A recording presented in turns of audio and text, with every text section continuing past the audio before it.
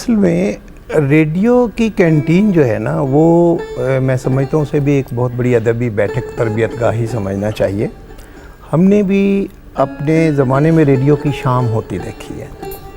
ہمارے یعنی کبھی یہ زمانہ تھا کہ ریڈیو کے اندر جانا نئے ادیب کے لیے خواب ہوتا تھا.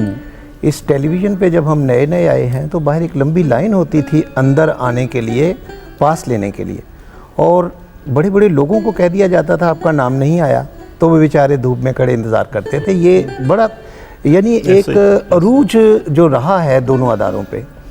ریڈیو کے اندر ہم جب جاتے تھے تو اتفاق سے وہاں یہ ہوتا تھا کہ جو پروڈیوسر ہے وہ بھی شاعر ادیب ہے. اب دیکھیں نا، یہاں بخاری صاحب ہیں، ان کے بھائی ہیں، یہاں پہ آپ راشد کو دیکھتے ہیں، یہاں پہ آپ غلام عباس یہیں تھے، اور کیسے کیسے لوگ ہیں جو یہاں ریڈیو پہ تھے.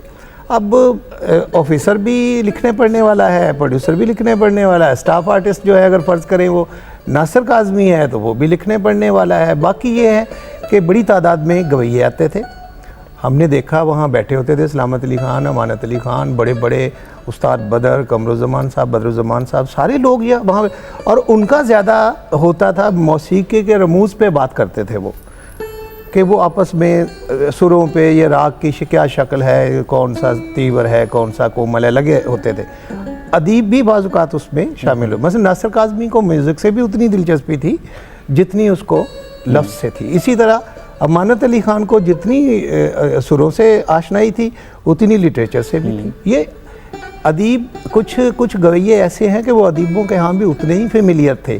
مثلا ہمارے زمانے میں پرویز مہدی ایسا گویہ تھا جو ہماری ہر مجلس میں آتا تھا.